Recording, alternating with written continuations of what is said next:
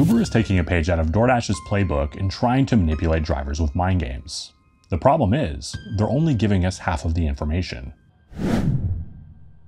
What's going on, everybody? I'm Zach Drives Fast for the Rideshare Guy, and in this video, we're going to talk about driver stats and flat-out harassment. As we all know, gig companies are not transparent, so make sure to stick around to the end of the video because I'm going to tell you what Uber's true motivation is, as well as what stats matter for you and which ones don't.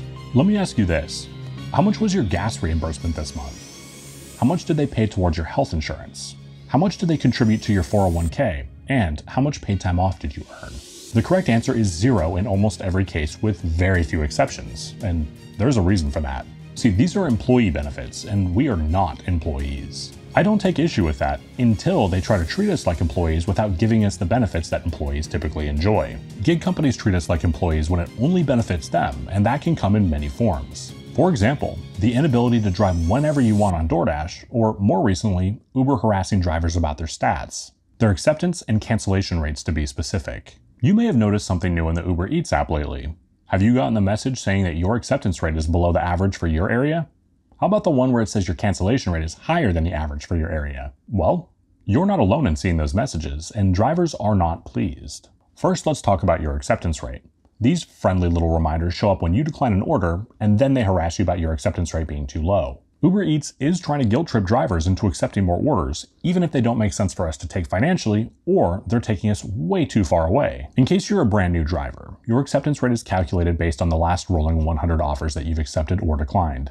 Now let's talk about the cancellation messages. These show up when you accept an order and then you choose to unassign it. They're kind enough to remind you that your cancellation rate is higher than other drivers in your market. Uber's trying to fearmonger us into completing the orders even if the restaurant is too slow or it's delivering to a bad part of town.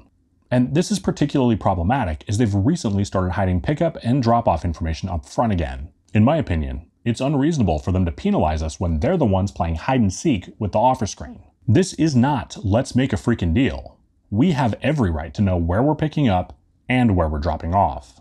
If they do not want to give us this information up front, we should not be penalized for unassigning these orders. One of the problems with these messages is they're passive aggressive and they don't provide any feedback that you can use to better your performance. They're just vague statements that make you feel bad for not being the perfect driver. On top of that, I've seen a few screenshots from drivers with really high acceptance rates. We're talking in the high 90s, as well as really low cancellation rates, like 2% also getting these push messages. So trust me, they're not targeting you, they're just trying to manipulate us. What's worse is these messages do not take into account why you might choose to decline or unassign an order. Perhaps you're rejecting orders because the payout's too low or they're taking you too far away. Maybe you're unassigning orders because the restaurant is taking forever or because they're delivering to a bad part of town. The bottom line is, you as a driver have the right to decide which orders you want to accept and which ones you want to cancel. You're an independent contractor and not an employee, and therefore you shouldn't be forced to take any order that doesn't make sense for you. And to double down on that, in my opinion, they don't even have the right to bring up our acceptance rate.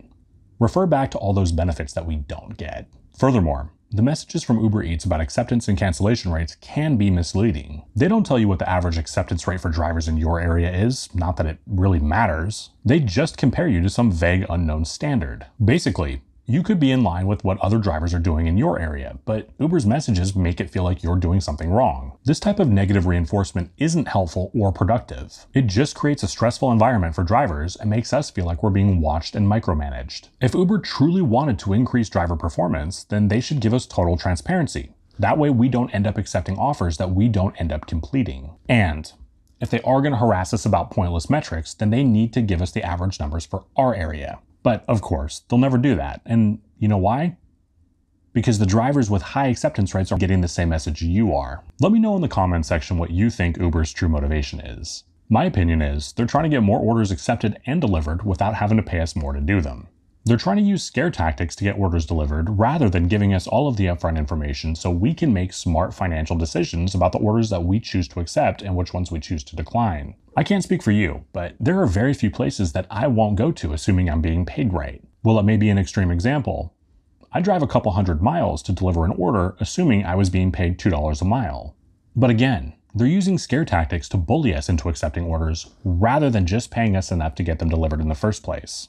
Like always, it just comes down to the money. Now that we've talked about their true intentions, which metrics actually matter? Well, for starters, Your acceptance rate definitely doesn't matter.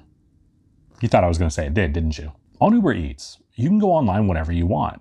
There's no equivalent of Top Dasher or any ignorant shit like that that'll prevent you from jumping online with a low acceptance rate. What's more, you do not get higher paying offers on Uber with a higher acceptance rate. And anybody who's telling you anything different needs to quit drinking the Kool-Aid. To add to my point on that, at no point has Uber ever claimed that having a high acceptance rate will give you better orders. In summary, your acceptance rate does not matter one iota. What about your on-time delivery?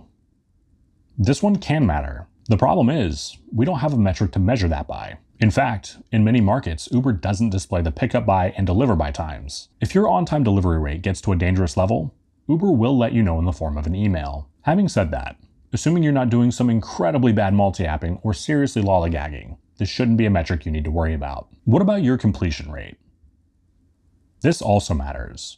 When you accept an order and then unassign it, they do penalize you. Uber Eats no longer provides the numbers that will get us deactivated, so unfortunately, we kind of have to guess. My cancellation rate is usually about 8%, and I've never gotten an email from Uber about it. Treat this like your on-time delivery rate. Assuming you're not accepting orders that you have no intention of completing and you're only unassigning when it makes sense to do so, you should be fine. Your customer satisfaction rate is another one that does matter. You guessed it, Uber doesn't give us the specific numbers that can get you deactivated. Best practice is to be courteous, use hot bags, don't do any bad multi-apping, deliver to the right address, and text your customer if you're running a few minutes late. Look, these passive-aggressive messages from Uber about cancellation rate and acceptance rate are not productive or helpful whatsoever. They just create a negative environment for drivers and don't take into account why we might be rejecting or unassigning orders. If Uber Eats truly wants to improve driver performance, then they should provide us with total transparency, or if not that, at least better pay. It's important to remember,